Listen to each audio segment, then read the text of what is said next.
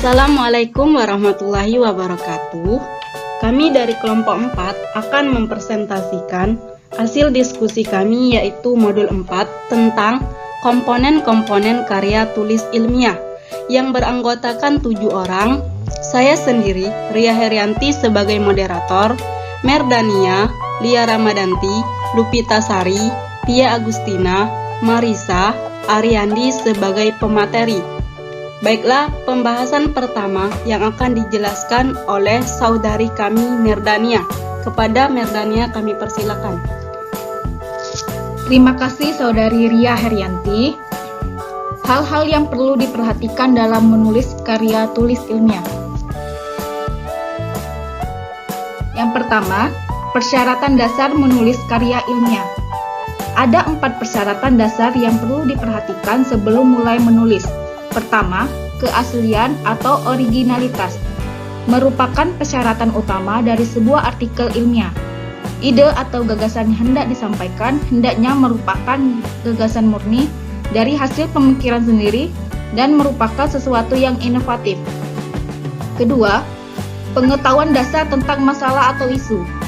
Dalam konteks ini, penulis harus membaca atau mempelajari dengan tuntas literatur yang berkaitan dengan topik artikel ilmiah dengan cara melakukan browsing literatur tentang hasil-hasil penelitian terdahulu melalui penelusuran informasi di perpustakaan atau browsing di internet. Ketiga, informasi penunjang sebagai pelengkap. Informasi penunjang sebagai pelengkap seperti data, gambar, atau grafik. Hal ini sangat penting untuk membackup pernyataan yang dibuat secara deskriptif sehingga membuat pembaca lebih mudah dan cepat menangkap atau memahami penjelasan. Keempat, norma atau kode etik. Norma atau kode etik yang berkaitan dengan cara pengutipan, perizinan bahan yang digunakan, dan penyebutan sumber data. Penulis harus menyebutkan atau mencantumkan rujukan yang diambil dari sumber lain. Setelah kalian memahami persyaratan menulis artikel ilmiah, berikut adalah kronologis proses penulisan karya ilmiah. Yang pertama, menetapkan tujuan penulisan, judul, dan target pembaca. Menetapkan tujuan menyampaikan maksud dari penulisan karya ilmiah atau penelitian yang akan dibuat sehingga pembaca dapat mengetahui manfaat yang diperoleh dari karangan ilmiah tersebut. Kedua, menyusun desain atau struktur tulisan ilmiah dengan judul yang sesuai dengan tujuan penulisan artikel ilmiah. Hal ini diperlukan agar tulisan tidak melenceng dari tujuan penulisan dalam upaya menyampaikan gagasan kepada target pembaca. Misalnya dari mulai latar belakang, materi inti, metode, hasil dan pembahasan, dan penutup. Ketiga, buatlah diagram atau kerangka penulisan atau outline. Outline di sini akan memudahkan proses penulisan karena mampu memberikan arah yang jelas menuju ke tujuan awal penulisan. Yang keempat, tulislah draft kasar atau manuskrip di komputer atau draft tertulis di kertas. Menulis draft kasar adalah bagian yang penting dalam proses menulis. Draft kasar memberi kesempatan penulis untuk menuliskan ide atau pemikiran. Yang kelima, tulis karya ilmiah versi terakhir atau draft final. Untuk tulisan versi terakhir atau draft final, perhatikan hal-hal berikut. Yang pertama, memeriksa semua data, fakta, dan referensi. Kedua, memeriksa rangkaian penulisan sebuah topik dalam paragraf dengan tepat. Yang dimaksud dengan paragraf adalah serangkaian kalimat yang memperbincangkan sebuah ide, dimulai dengan baris baru dan biasanya diakhiri dengan referensi. Yang keenam, menulis abstrak. Abstrak adalah suatu ringkasan isi dari suatu karya tulis ilmiah yang berfungsi sebagai alat bantu seorang pembaca agar bisa mengerti inti dari tujuan seorang penulis. Ketujuh, dapatkan teman untuk membaca. Mencari teman untuk membaca karya ilmiah yang sudah ditulis untuk mengukur apakah tulisan yang kita buat dapat dipahami oleh pembacanya. Kedelapan, tentukan jurnal yang akan menerbitkan karya ilmiah. Menentukan suatu terbitan jurnal yang tepat untuk mengirimkan naskah karya ilmiah. Dan terakhir, jadilah sebuah karya ilmiah.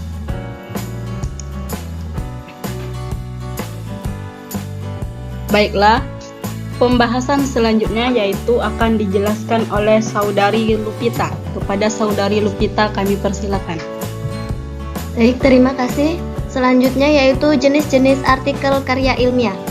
Jenis-jenis artikel karya ilmiah dibagi menjadi dua, yaitu artikel hasil penelitian dan artikel non-penelitian. Di sini artikel non-penelitian dibagi menjadi dua, yaitu telaah artikel atau review articles dan artikel kajian teori atau theoretical. Yang pertama, artikel hasil penelitian atau artikel yang diangkat dari hasil penelitian lapangan merupakan tulisan yang berisi paparan tentang proses dan hasil-hasil yang diperoleh peneliti dari suatu kegiatan penelitian. Untuk tujuan publikasi ilmiah, maka laporan penelitian diubah menjadi artikel ilmiah yang merupakan hasil pemadatan atau condensate dari laporan penelitian. Artikel ilmiah hasil penelitian merupakan media bagi seorang ilmuwan untuk berkomunikasi dengan ilmuwan lain tentang hasil penelitiannya. Yang kedua, artikel non-penelitian. Yang pertama, telaah artikel atau review articles. Telaah artikel adalah tulisan yang merupakan evaluasi atas sebuah isu atau masalah yang sudah pernah dipublikasikan. Dilakukan dengan cara memperdalam seluruh materi dan kemudian mengorganisasi ke dalam kelompok atau variabel sesuai isu yang berkembang, mengintegrasikan ke dalam pokok bahasan, dan selanjutnya melakukan evaluasi. Pada dasarnya, hal-hal yang dilakukan dalam review artikel adalah 1. Membuat definisi atau batasan masalah yang akan dibahas. 2. Menyusun atau membuat catatan-catatan dari penelitian sebelumnya sebagai upaya bentuk penjelasan kepada target pembaca tentang status dari research atau materi yang akan dijadikan bahan telaah. Yang ketiga, mengidentifikasi hubungan, kontradiksi, dan kesenjangan dan inkonsistensi dalam kajian pustaka. Dan keempat, menyarankan tindak lanjut untuk menyelesaikan masalah. Yang kedua, kajian teori atau theoretical articles. Kajian teori adalah tulisan ilmiah yang memuat cuplikan-cuplikan tentang hasil-hasil penelitian yang sudah dilakukan banyak peneliti tentang sebuah masalah dan menghubungkannya dengan teori-teori yang baru atau yang belum digunakan oleh para peneliti tersebut. Jadi, kajian teori lebih pada membuat hubungan-hubungan antar teori tentang isu yang dibahas. Selanjutnya, komponen artikel ilmiah. Pada laporan penelitian, berisi halaman judul, lembar pengesahan, abstrak, daftar isi, daftar tabel, daftar gambar, daftar lampiran, kemudian pendahuluan berisi latar belakang masalah, rumusan masalah, tujuan penelitian, dan manfaat penelitian. Bagian kajian pustaka. Kemudian bagian penelitian berisi subjek penelitian, deskripsi tindakan perbaikan per siklus. Bagian hasil dan pembahasan berisi deskripsi hasil tindakan perbaikan per siklus, pembahasan per siklus, hasil perbaikan yang dicapai. Bagian kesimpulan dan saran tindak lanjut berisi kesimpulan, saran tindak lanjut. Kemudian bagian daftar pustaka dan lampiran-lampiran.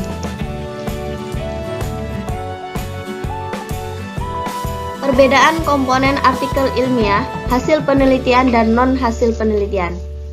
Pada artikel hasil penelitian berisi judul, abstrak dan kata kunci, kemudian bagian inti berisi latar belakang, materi inti, metode, hasil penelitian dan pembahasan, kemudian penutup atau kesimpulan, dan daftar pustaka. Pada komponen non-hasil penelitian berisi judul, abstrak dan kata kunci, bagian inti berisi latar belakang, materi inti dan pembahasan, kemudian penutup atau kesimpulan, dan daftar pustaka.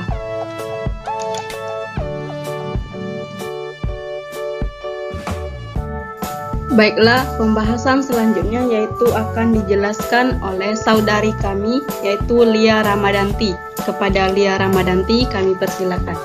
Terima kasih. Selanjutnya, judul karya ilmiah. Kriteria judul yang baik. Yang pertama, ringkasan ide pokok karya tulis. Yang kedua, singkat dan jelas, tidak menggunakan jargon. Yang ketiga, merupakan presentasi dari variabel atau aspek yang diteliti. Yang keempat, mengandung kata-kata kunci yang mewakili isi tulisan. Yang kelima, terdiri dari 10-12 kata dan hindari penggunaan kata-kata yang tidak perlu seperti sebuah studi tentang, penelitian tentang, laporan kegiatan penelitian tentang. Hindari penggunaan jargon, simbol, singkatan, formula. Selanjutnya, hindari penyajian secara sub atau superscript. Yang terakhir, nama pengarang atau penulis artikel diletakkan di bagian atas dari artikel di bawah judul artikel.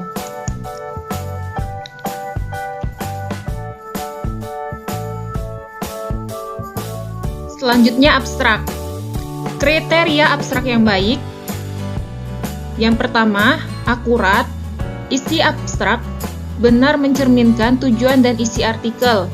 Yang kedua, self-contained, yaitu menjelaskan kaula ada akronim atau istilah yang unik sehingga pembaca dapat langsung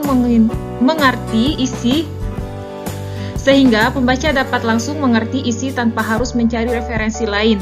Yang ketiga, singkat dan spesifik. Kalimat semaksimal mungkin dibuat inovatif, terutama kalimat pokok. Disusun sesingkat mungkin karena hanya artikel yang kompleks yang membutuhkan abstrak lebih dari 150 kata. Yang keempat, non-efekuatif, yaitu tidak perlu ditambah-tambahi dengan komentar, pendapat, atau informasi tambahan di luar isi artikel. Yang kelima, utuh dan mudah dipahami, yaitu ditulis dengan bahasan yang lugas dan jelas. Selanjutnya, abstrak. Aspek-aspek pokok yang terdapat dalam abstrak yaitu sebutkan tujuan dengan jelas dalam kalimat pertama. Selanjutnya, sebutkan metode yang meliputi pendekatan, desain, metodologi yang digunakan secara rinci. Jelaskan temuan-temuan pokok termasuk temuan kuantitatif atau temuan lainnya yang diperoleh sesuai dengan tujuan penelitian. Pertanyaan singkat dari kesimpulan, saran, dan implikasi diisi dampak dari temuan. Selanjutnya, cantumkan kata-kata kunci yang merupakan kata-kata yang menunjukkan identitas dari artikel untuk tujuan identifikasi. Yang selanjutnya, jelas, singkat, dan bahasa yang teknis dan terukur atau konkret. Baiklah, bahasan selanjutnya akan dijelaskan oleh saudari kami, Pia Agustina. Kepada saudari Pia, kami persilakan. Baiklah, terima kasih. Abstrak. Cara membuat abstrak yang baik adalah yang pertama, isi relevan dan menjelaskan tujuan penulisan dan merefleksikan isi tulisan. Dan yang kedua, disajikan dalam format bacaan yang utuh, artinya pembaca tidak harus mencari rujukan untuk memahami isi abstrak. Dan yang ketiga, istilah yang digunakan harus konsisten. Setiap kalimat ditulis dengan jelas, singkat, dan informatif. Dan yang keempat, merupakan tulisan berbentuk laporan, bukan komentar atau opini dari penulis. Dan yang kelima, ditulis dengan jelas dan menyajikan pembaca. Gunakan kalimat aktif, fokuskan pada isu atau masalah bukan orang atau penulis. Dan yang keenam, disajikan dalam bentuk satu paragraf, jadi tidak ada alinea. Dan yang ketujuh, jumlah kata tidak lebih dari 150-250 kata. Perbedaan abstrak laporan penelitian dan kajian teori, yaitu ada dua.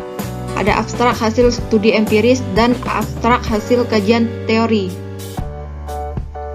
Bagian abstrak hasil studi empiris yaitu yang pertama ditulis antara 150 kata. Isinya mencakup permasalahan ditulis dalam satu kalimat. Yang kedua, sebutkan subjek penelitian, karakteristik variabel yang digunakan seperti gender, usia, latar belakang, pendidikan, dan lain-lain. Dan yang ketiga, dijelaskan metode yang digunakan termasuk instrumen, metode pengumpulan data, teknik pengolahan data, serta waktu dan tempat. Yang keempat, cantumkan temuan termasuk tingkat signifikasi secara statistik. Dan yang kelima, terakhir cantumkan kesimpulan dan saran-saran dari hasil tulisan. Kedua yaitu ada abstrak kajian teori. Yang pertama lebih singkat yaitu 75 sampai 100 kata. Isinya meliputi judul ditulis dalam satu kalimat, tujuan dasar teori yang digunakan, kerangka berpikir, dan ruang lingkup tulisan. Sumber-sumber yang digunakan untuk membuat tulisan, misalnya studi dokumen, observasi, atau wawancara. Dan yang terakhir, kesimpulan dan implikasi atau aplikasi dalam praktek di lapangan.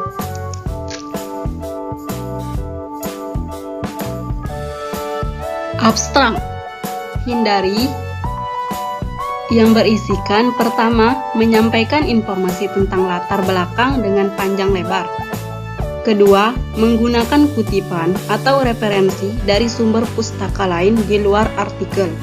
Ketiga, menggunakan kalimat-kalimat yang tidak efektif.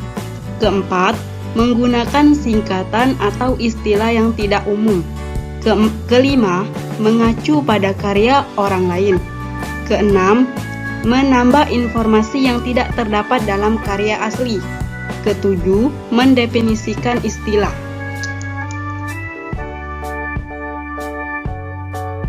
Adapun bagian inti yang berisikan pertama, pendahuluan.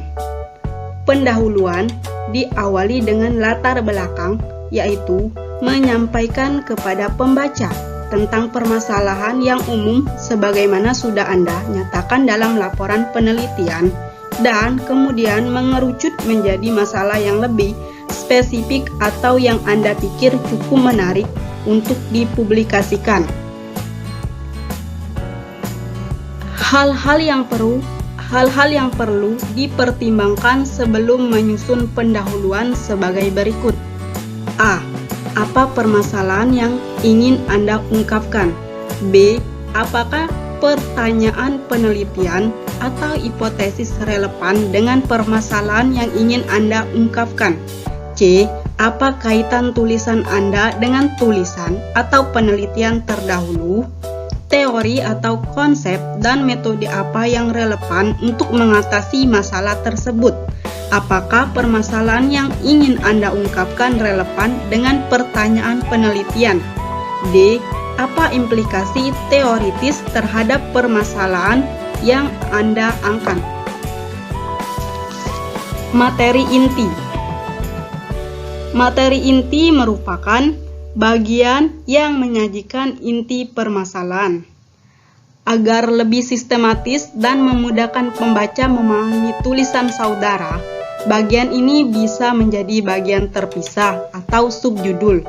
Untuk artikel yang diangkat dari hasil penelitian, judul disesuaikan dengan variabel yang digunakan dalam penelitian atau disesuaikan dengan judul artikel. Ketiga, metode. Bagaimana cara Anda menjawab pertanyaan penelitian?